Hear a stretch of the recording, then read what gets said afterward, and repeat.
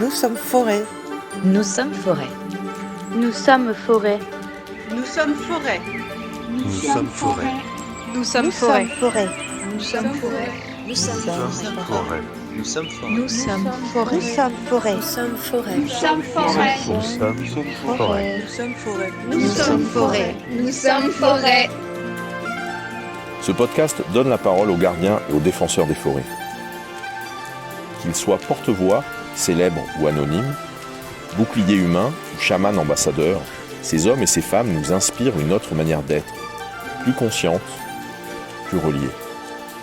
On dit souvent qu'on entend le bruit de l'arbre qui tombe, mais jamais celui des forêts qui poussent. Et pourtant, elles sont là. Nous sommes forêt, ces graines d'avenir nous tracent un autre chemin. Je vous propose avec ce nouvel épisode de Nous sommes forêt d'aller à la rencontre de Laurent Winsbach, un journaliste audiovisuel devenu sophrologue. Spécialiste des plantes sauvages et des bienfaits de la nature, Laurent Winsbach parle aux arbres depuis près de 15 ans. Sa méthode, sensible et surprenante, il la transmet désormais aux humains. Nous voici avec lui dans son coin paumé, un petit paradis boisé, niché au cœur des Pyrénées ariégeoises.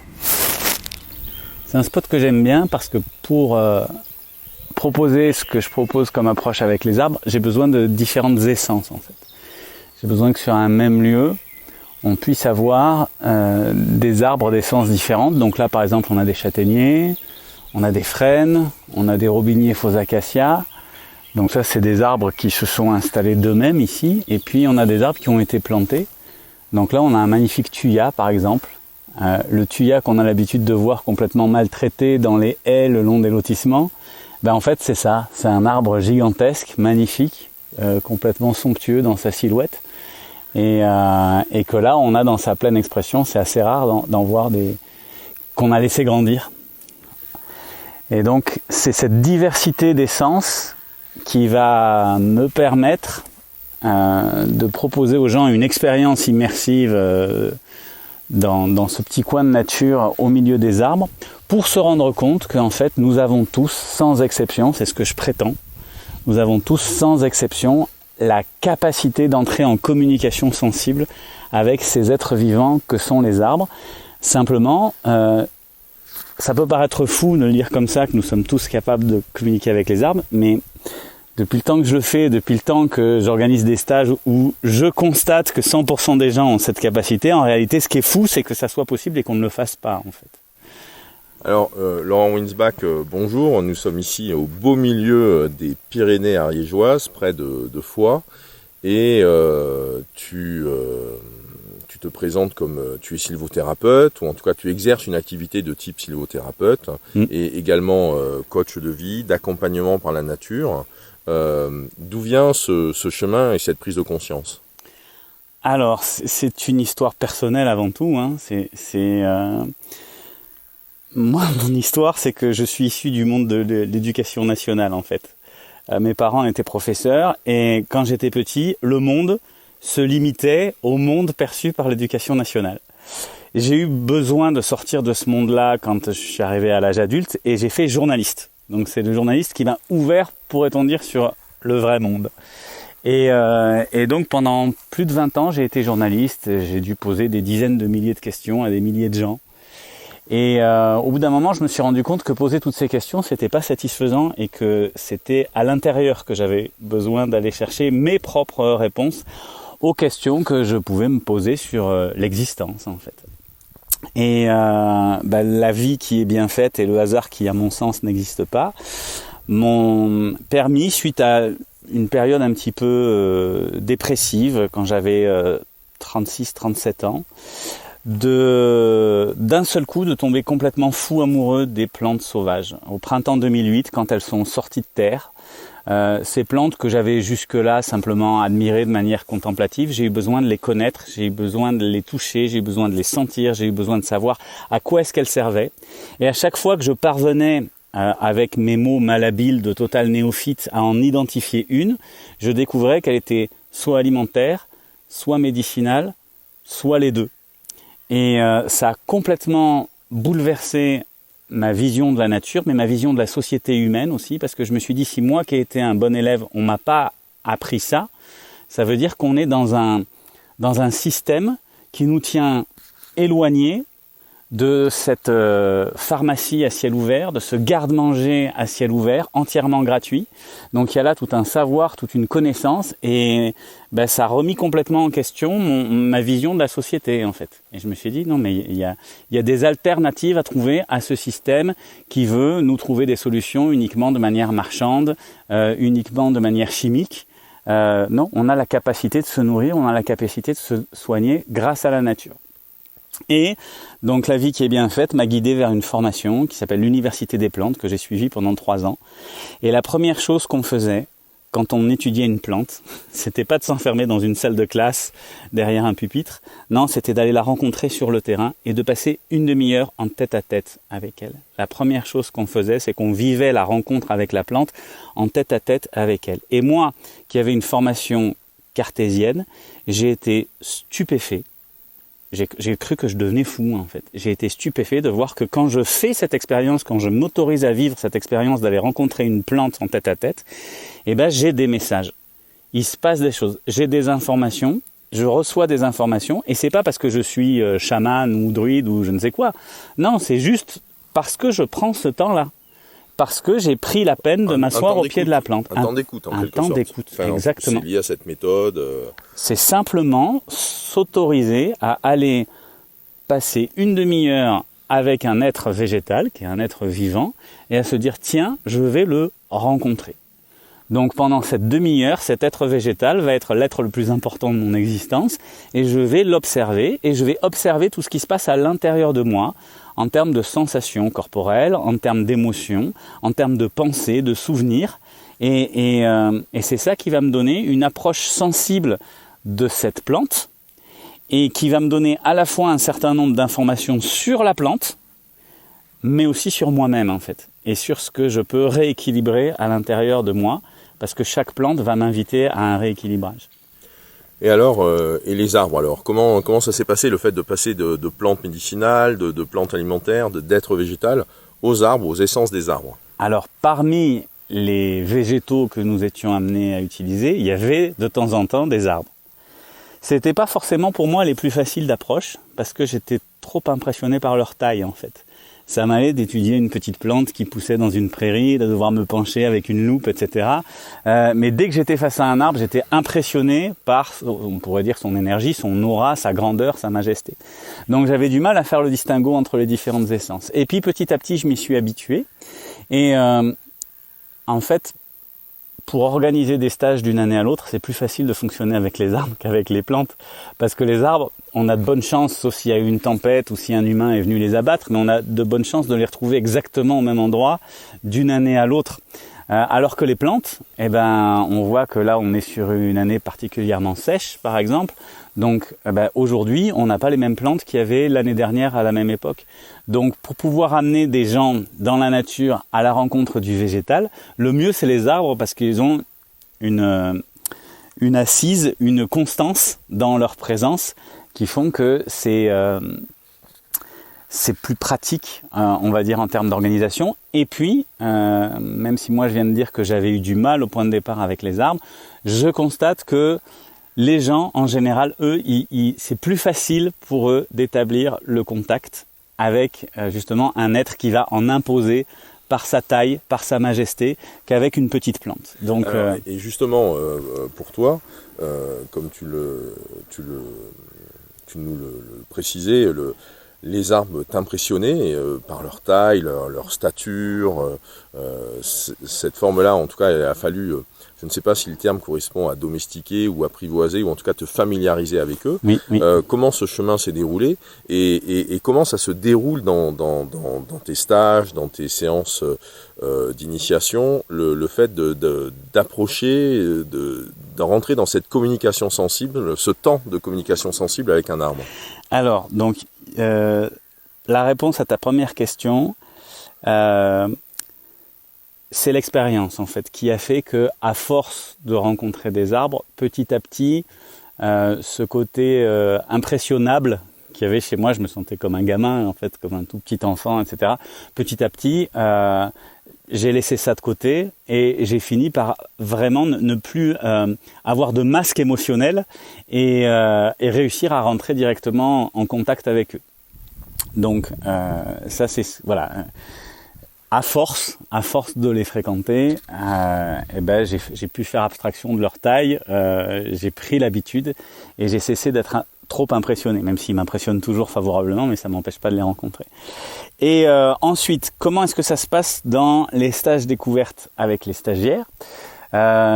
L'idée, c'est que je sélectionne, selon la taille du groupe, 3 ou 4 essences maximum. Et j'invite pour la première rencontre chaque participant à choisir son chouchou. L'arbre, l'essence d'arbre vers laquelle chacun est le plus attiré. Pas besoin de le justifier, pas besoin d'avoir une explication mentale à ça, mais le fait est que spontanément, les gens sont automatiquement attirés plutôt par telle essence que par telle autre, etc. Et donc là, sans réelle autre consigne, je les laisse passer une demi-heure en tête-à-tête avec l'arbre qu'ils ont choisi. Simplement, l'idée, c'est faites la rencontre. Moi, je prétends que vous avez la possibilité d'entrer en communication avec eux, mais ne me croyez pas. Faites l'expérience et voyez ce qui se passe. Vivez cette demi-heure de rencontre. Et donc, en général, déjà, il y a pas mal de surprises, d'agréables surprises dès cette première rencontre. Et puis sur le reste de la journée, je propose de rencontrer d'autres essences, ce qui fait que les gens peuvent comparer entre leur première expérience, leur deuxième expérience, et puis sur une journée, on va faire 3 ou 4 essences maximum. Et mais le fait d'en faire plusieurs va leur permettre de comparer, de s'apercevoir que ah oui, effectivement, si je vais m'asseoir une demi-heure au pied d'un chêne, je vais vivre une expérience radicalement différente par rapport à si je vais m'asseoir une demi-heure au pied d'un bouleau. Et cette différence, elle vient pas de moi, qui suis la même personne avec les mêmes dispositions, la même humeur à ce moment-là. Elle vient vraiment de cet arbre et de cette essence que je rencontre à ce moment-là.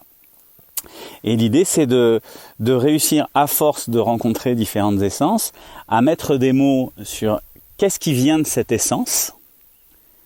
Qu'est-ce qui fait que dans ce que je vis, tout ce que je vis en fait fait sens. Tout ce que je vis de manière même subjective fait écho à ma rencontre avec l'arbre. Simplement dans ma rencontre avec l'arbre, c'est un peu comme si je me branchais sur, par exemple, là on va prendre le châtaignier.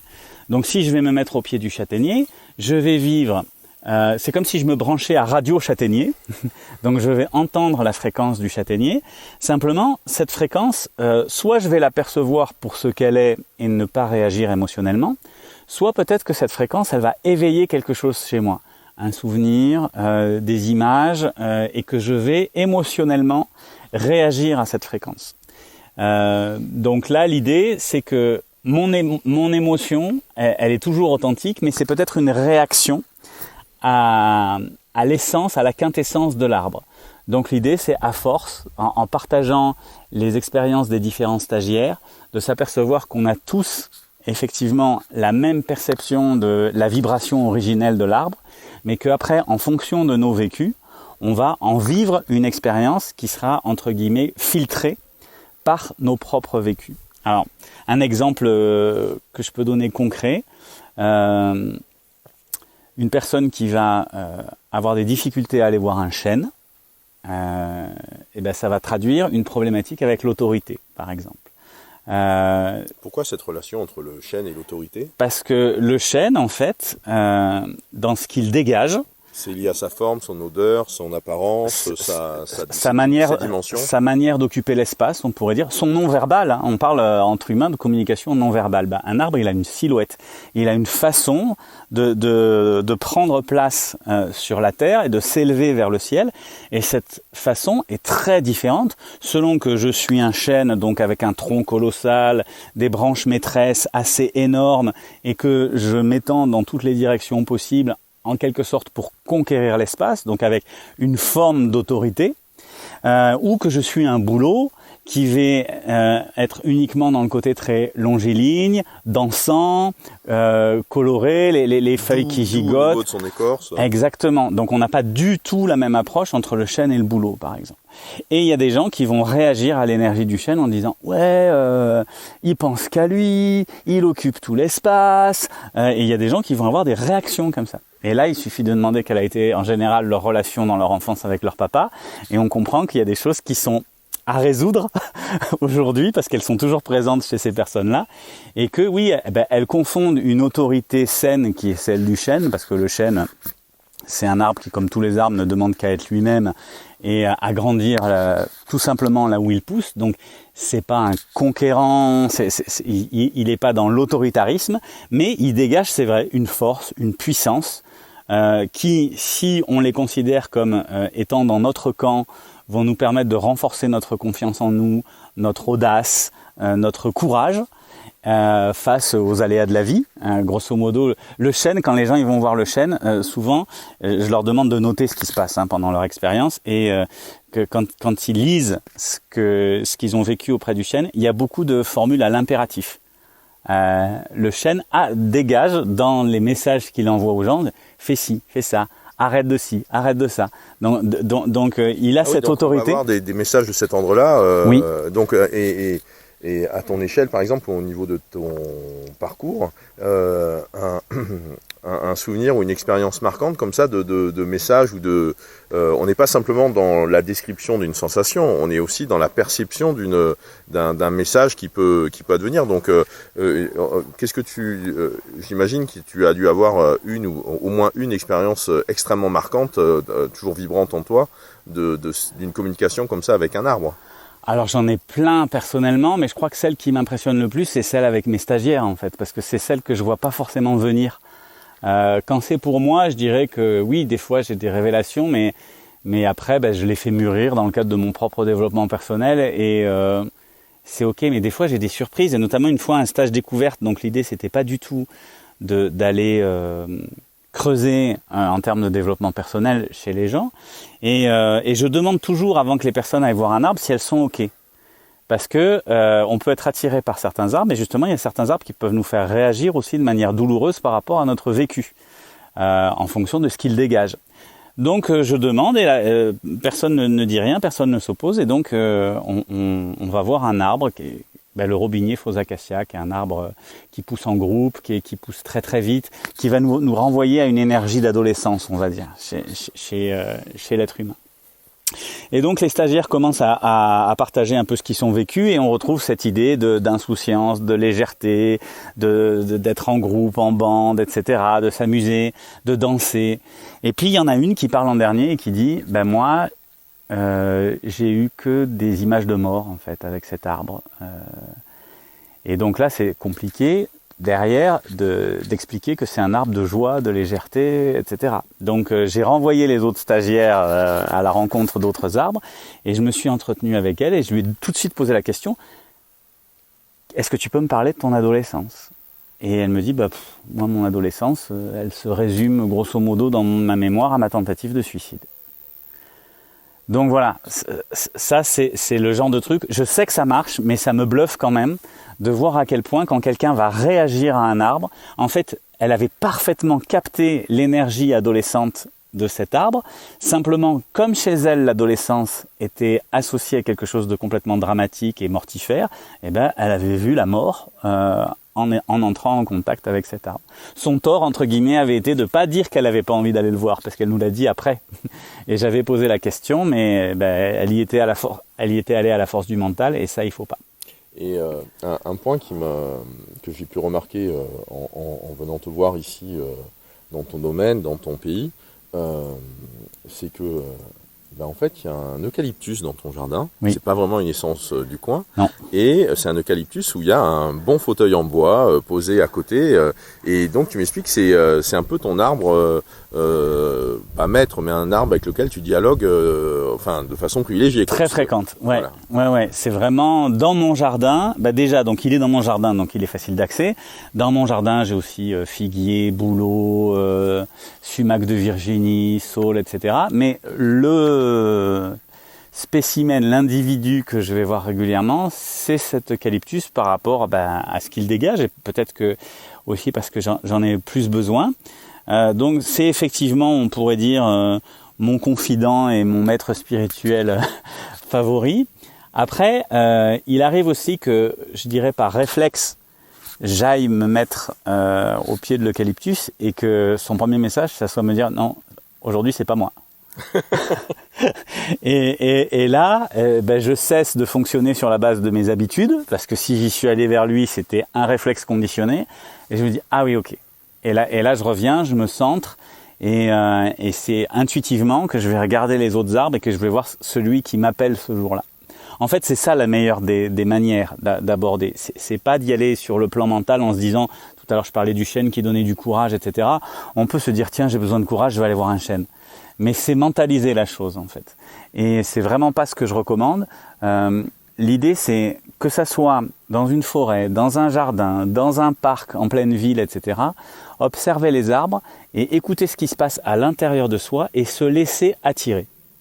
Quand je présente vraiment sur un temps très court, alors le temps le plus court où je puisse le faire c'est 2 heures. J'appelle ça du speed dating végétal. Quand je présente ces ateliers sur 2 heures, l'idée c'est ça, c'est laissez-vous attirer spontanément par l'arbre qui là maintenant tout de suite vous appelle. Comme si vous aviez plusieurs prétendants et vous allez choisir votre préféré. Et en faisant ça, vous pouvez pas tomber sur un arbre qui va vous faire réagir négativement. Ça peut se produire dans des stages organisés où justement l'arbre va nous être plus ou moins imposé. Et si la personne elle dit pas non moi j'ai pas envie d'aller le voir, du coup elle va vivre une expérience désagréable. Si vous partez vraiment de votre intuition, de votre ressenti, vous allez forcément aller voir un bon arbre. Ça veut pas forcément dire que vous allez vivre une expérience que agréable. Peut-être qu'il va y avoir des prises de conscience qui seront pas agréables, mais ça veut dire que vous êtes mûr pour avoir ces prises de conscience. Si spontanément votre être se dirige vers un arbre, c'est que vous êtes prêt à le rencontrer. Par contre, si vous passez par votre tête, votre mental, etc., là, vous pouvez faire des bêtises. Et il y a des réflexions ou tout ce que tu nous partages est assez, on pourrait dire, bouleversant, pour les bons citadins urbains habituels ou ceux qui ont suivi l'éducation nationale. Oui, comme moi, en point de départ. Si on m'avait dit ça il y a 30-40 ans, que j'allais faire ça, que j'allais officiellement prétendre que oui, je communique avec les arbres, mais qu'on est en plus capable tous de le faire, non, j'y aurais pas cru et j'aurais eu peur. J'aurais dit non, je veux pas grandir. Mais maintenant, je suis bien heureux d'avoir pris ce virage-là, et merci au petit épisode dépressif d'ailleurs que j'ai vécu qui m'a permis d'oser faire cette bascule aussi. Et on voit là, ça devient de plus en plus, on l'a tous à l'esprit, il y a non seulement les incendies, il y a aussi la déforestation, donc avec le changement climatique, les arbres souffrent, donc on voit très bien que les arbres, les forêts en général, on est dans un temps de crise, on est dans un temps d'urgence, et en même temps, cette crise et cette urgence, elle est liée largement à la société, aux humains. Ah bah oui. Et toi, de là où tu es, qu'est-ce que ça t'évoque, qu'est-ce que ça te suggère quand tu vois quand tu observes ces destructions et ces menaces? Ces comportements. Moi, ça m'incite à encore plus travailler sur l'intérieur, en fait. Je crois pas qu'on puisse s'en sortir en essayant de modifier l'extérieur. En fait, c'est intérieurement qu'on va pas bien, nous les humains. C'est nos propres conflits intérieurs qui font qu'on est autant en conflit entre nous, avec la nature, qu'on a autant besoin de compenser, donc de consommer. Et tous ces massacres, toutes ces horreurs qu'on est capable de commettre à l'extérieur, à mes yeux, c'est faute d'un travail intérieur. Et l'idée, c'est que ce travail intérieur, et heureusement, chacun est libre de le faire ou pas. Et donc, je ne crois pas qu'on puisse obliger les gens à faire un travail de connaissance de soi, de développement personnel, mais je crois qu'on peut les y inviter. Ou en tout cas, le temps de crise devient un temps propice. Voilà. Et parce que les gens vont mal, le fait est que les gens vont mal. Et justement, quand on voit ce que notre espèce fait à la nature, d'où nous venons, qui devrait être notre partenaire, mais que nous traitons comme une adversaire et de manière complètement éhontée, forcément, ça crée un mal-être chez tout individu qui veut bien se donner la peine d'être un tantinet conscient. Et ce mal-être, effectivement, il peut fournir l'opportunité de se dire j'ai envie, moi, de fonctionner autrement, j'ai envie, moi, de résoudre mes propres conflits internes, j'ai envie, moi, d'aller voir mes propres blessures et de les soigner pour pas en rendre le monde extérieur responsable. Et moi, c'est plus je vois on va dire ces incohérences et cette maladie. Pour moi, l'être humain, il est malade aujourd'hui. Je ne crois pas que ça soit la nature humaine de détruire la planète. Je pense que c'est plus une maladie, et notamment une maladie mentale, parce qu'on s'en remet uniquement en tant qu'être humain à cet outil extraordinaire qu'est le mental, mais qui est devenu notre maître au lieu d'être notre serviteur. Et en fait, pour moi, c'est ça. L'idée, c'est que la nature et le contact avec les arbres nous permet de remettre ça à notre place. Remettre notre mental au rang de serviteur et non plus de maître. Et à chaque fois que j'organise un stage et que je vois le calme, la paix, et en même temps aussi des fois les souffrances que ça permet d'extérioriser et donc de libérer chez les gens, je me dis oui, on a là un outil de guérison extraordinaire qui me fait redoubler d'envie de le proposer encore plus en fait. Mais moi, ma réponse, mon militantisme, il est là. Il est dans ce que je fais aujourd'hui, dans ce que je propose professionnellement. C'est inciter, inviter à ce que ceux qui le souhaitent fassent un chemin de connaissance de soi, un chemin de développement personnel et une sorte d'écologie intérieure, on pourrait dire, qui va ensuite se répercuter, parce qu'une fois qu'on a cette relation à la nature, une fois qu'on a compris que ces arbres-là, c'est des maîtres de sagesse extraordinaires, une fois qu'on a compris que les petites plantes qui poussent, elles peuvent nous nourrir ou nous soigner, forcément, on va s'y prendre différemment, ne serait-ce qu'en marchant dans le jardin, on va faire gaffe où on marche. Donc si un jour on se dit tiens, il faudrait que je construise une piscine ou un lotissement, on va dire non, parce que là il y a toute une richesse. Mais c'est pas sur un plan intellectuel, c'est sur un plan affectif qu'on va la sentir, cette richesse. Et ce qu'on aime, on n'a pas envie de lui porter atteinte. Aujourd'hui, plus de la moitié de l'humanité vit en ville, donc elle est complètement coupée de la nature, et quelque part c'est pas sa faute si elle n'a pas conscience de la nature. Donc le tout, c'est de faire des propositions qui permettent de se reconnecter, et se reconnecter autrement que ce qu'on faisait avant, parce qu'avant l'humain était connecté par nécessité, on va dire, parce que la ruralité faisait que il y avait besoin de connaître les saisons, etc. Aujourd'hui, c'est plus forcément nécessaire, mais le mal-être que vit l'être humain aujourd'hui, ça peut être un levier pour amener les gens effectivement à se reconnecter, à sortir de l'entre-soi aussi. Ce qui est terrible dans une ville, c'est que l'humain est avec l'humain, et on le voit on le sait en agriculture. Quand une espèce pousse sur de grandes surfaces et qu'il n'y a que cette espèce-là, elle est attaquée par les maladies immédiatement. C'est le syndrome de la monoculture. Ouais. Exactement. Et une ville, c'est une monoculture humaine en fait. Si on n'y prend pas garde, si on ne repense pas la ville pour créer des espaces verts, des endroits où justement on va pouvoir être en contact avec les autres règnes. On parle beaucoup du végétal, mais le règne animal, le règne minéral, mais pas simplement le béton, ont leur importance aussi. Et je crois que c'est ça qui va nous permettre de nous guérir. Et aujourd'hui, moi ma vision des choses, c'est que nous avons besoin de nous guérir. Et le plus grand pas que je puisse faire, c'est commencer par me guérir moi-même. Et en me guérissant moi-même, là, je le constate depuis 15 ans que je me suis lancé sur ce chemin-là. Ça a des répercussions autour de moi aussi. Ça a des répercussions sur mes enfants, sur mes parents, sur mes amis. Ça se voit. Le changement que j'induis à l'intérieur de moi se voit à l'extérieur et a des conséquences à l'extérieur. Donc c'est par l'intérieur que je change l'extérieur.